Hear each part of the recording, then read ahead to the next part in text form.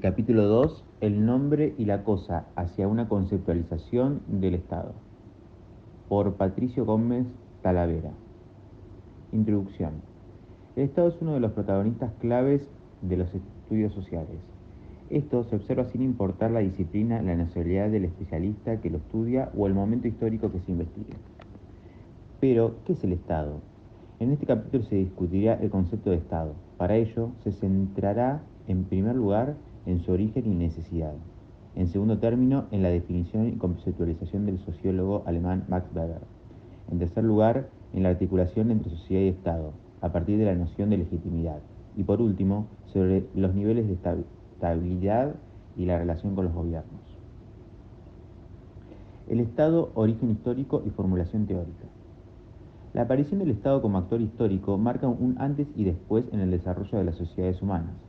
En el Estado, el que en un nivel de mayor complejidad social impone las leyes es decir, las hace cumplir. El Estado pasa a ser el poder y quien define las reglas del juego. Por lo tanto, también genera diferenciaciones entre los habitantes de esa sociedad. El Estado es una creación humana. Antes de que las sociedades conformaran un Estado, las personas vivían en lo que se ha dado a llamar estado de naturaleza. Esto significa que no había leyes que organizaran la vida humana y el más fuerte lograba imponerse una y otra vez sobre el más débil. En algún momento, sociedades que no tenían Estado convivieron en la existencia de algún orden que les garantizara más poder y seguridad. Se originó el Estado. Así se originó el Estado. Mediante este acuerdo, los miembros de la sociedad renunciaban a varias de sus prácticas habituales, por ejemplo la defensa por mano propia, en favor de la creación de una nueva estructura, el Estado, que serviría para defenderlos a todos de agresiones externas.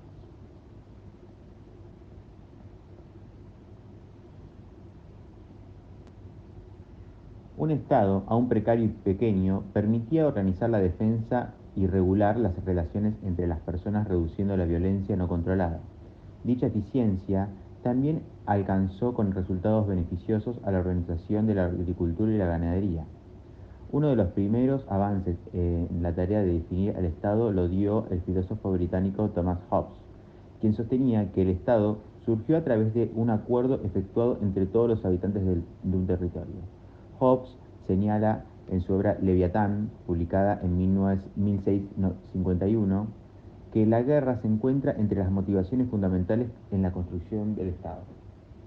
Para este filósofo era evidente que durante el tiempo en que los hombres viven sin un poder común que los atemoriza a todos, se hallan en la condición o estado que se denomina guerra, una guerra tal que es de todos contra todos. La aparición del Estado permite controlar la guerra y por tanto poner freno a la destrucción descontrolada y desgregación social. La capacidad del Estado debe entenderse en sentido amplio, no limitada a la protección de la vida, sino también al de los bienes materiales, dado que concibe para el rol del Estado el brindar seguridad a todas las excelencias que el hombre puede adquirir legalmente sin daño para el Estado, mediante la promulgación y ejecución de buenas leyes, que las personas individuales pueden aplicar en sus propios casos. No hay duda de la importancia de la figura del Estado en el desarrollo de la humanidad. Pero, a fin de cuentas, ¿cómo definir un Estado? Weber, el Estado y la coerción. El sociólogo alemán Max Weber, 1864-1920, elaboró una definición de Estado muy útil para poder trabajar a partir de ella.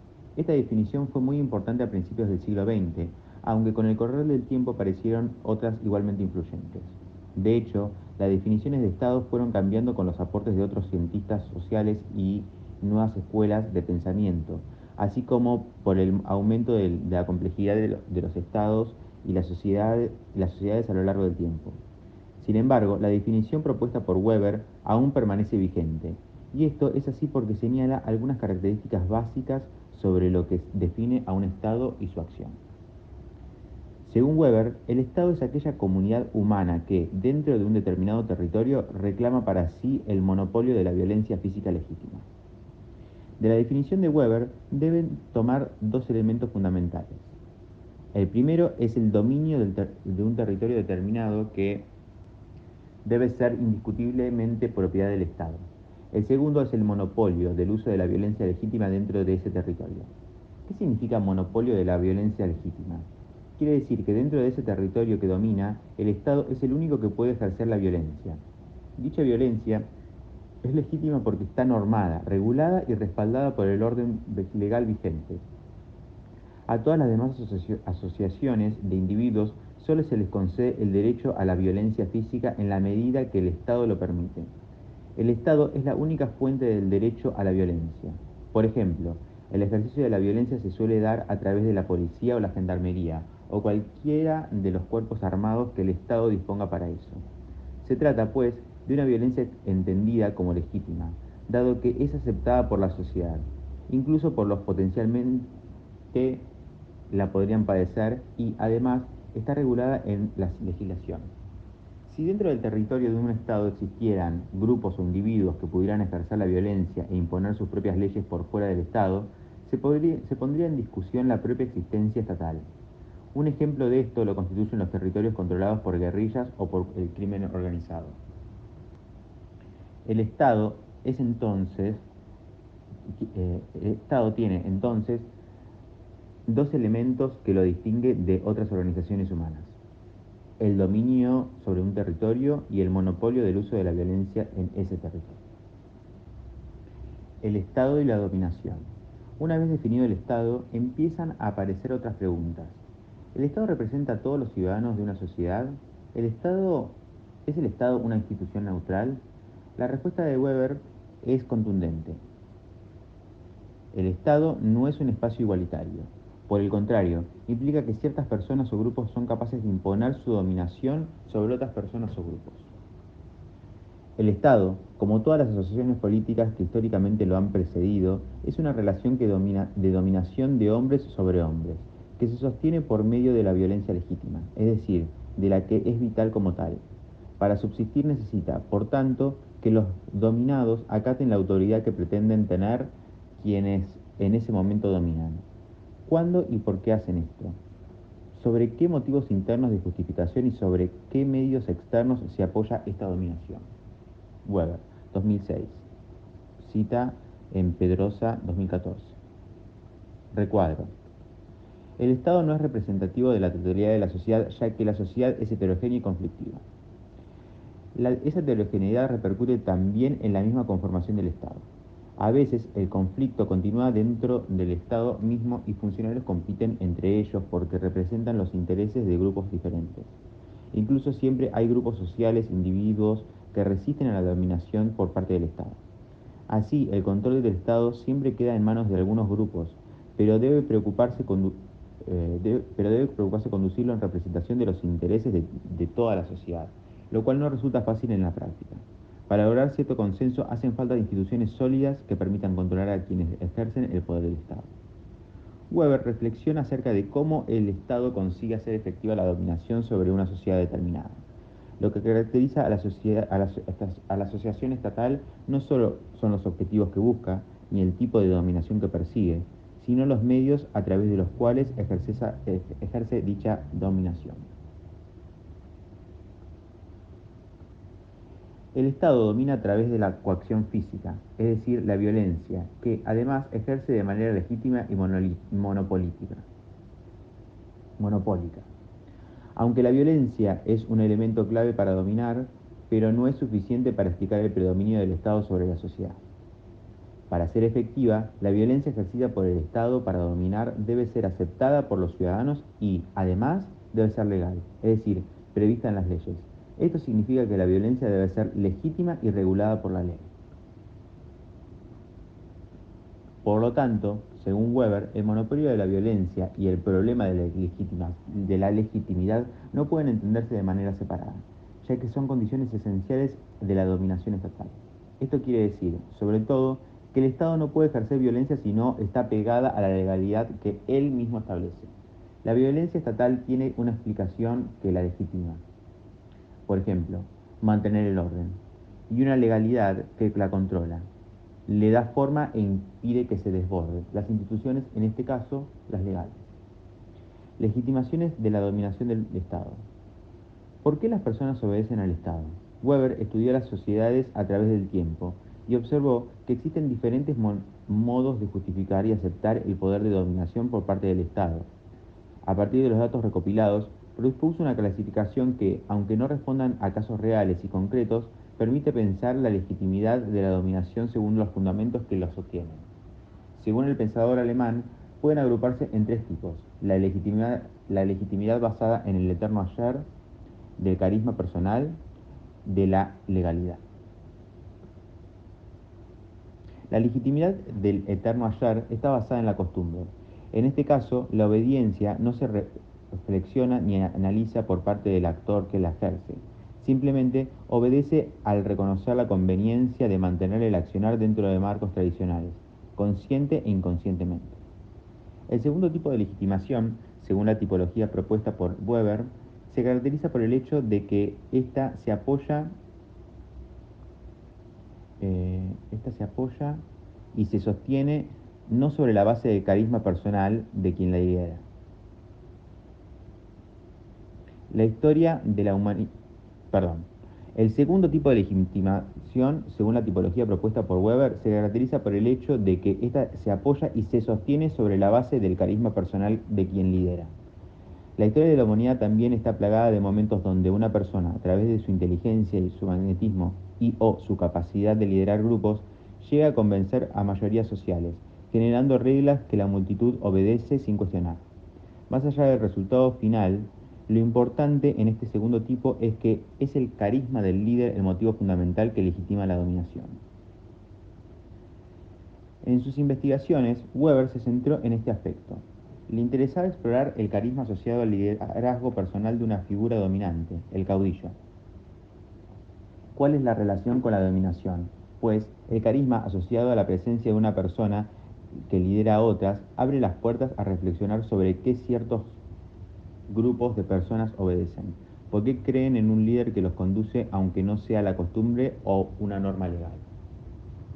Finalmente, el tercer tipo propuesto por Weber es el de la legitimidad basada en la legalidad, es decir, fundamentando sobre normas racionalmente creadas las leyes. Este caso es el más habitual en el mundo occidental del siglo XX. Las sociedades se ordenan en torno a la ley, una ley escrita y que coloca al Estado en un papel de árbitro entre parcialidades.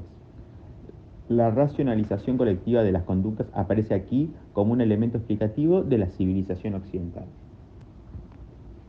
Estado y gobierno. Como se estableció en apartados anteriores, el Estado es asociación a través de la cual un grupo, de manera delegada, controla un territorio. Este territorio pasa a estar sometido así a un único poder legítimo amparado en un corpus legal que determina, limita y detalla los mecanismos de administración de sus propias atribuciones: seguridad, educación, economía, etc. Si bien la figura más recurrente a la que aludimos es el Estado nacional, existen por debajo de él formas del mismo Estado con niveles de autonomía propia. En nuestro país, por ejemplo, encontramos los estados provinciales, los cuales en virtud de la Constitución mantienen esferas de influencia que no son compartidas con el Estado nacional. Tal es el caso de los recursos hidrocarburíferos o los contenidos a partir del establecimiento de la enseñanza estatal. Por debajo de los estados provinciales se encuentran los estados municipales, también con atribuciones propias, como por ejemplo la recolección de residuos o el cobro de determinados impuestos. Además de entender que existen niveles de estatalidad, es necesario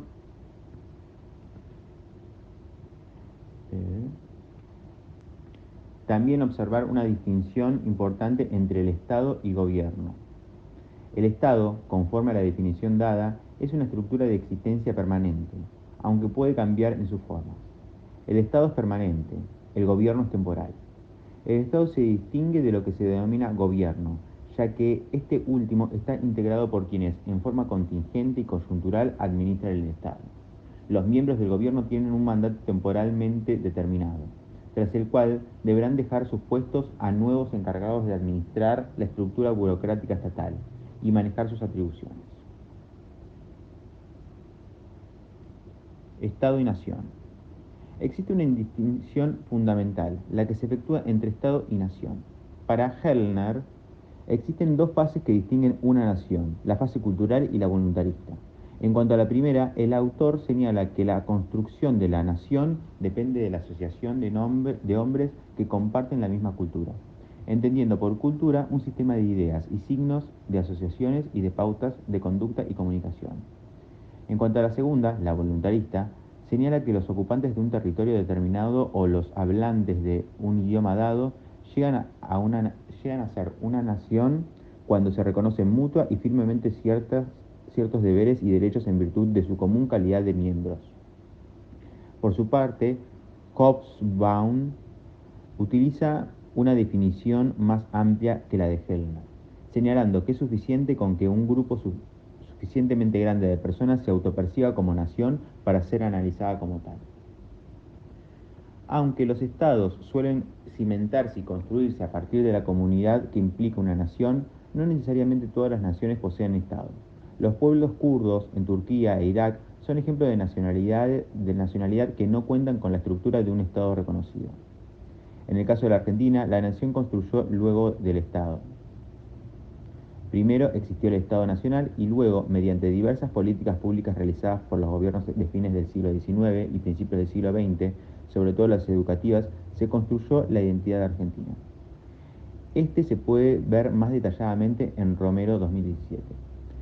El caso argentino ilustra la forma en que el Estado ha sido responsable y creador de las identidades nacionales que agrupan a las sociedades modernas. Fin del capítulo 2.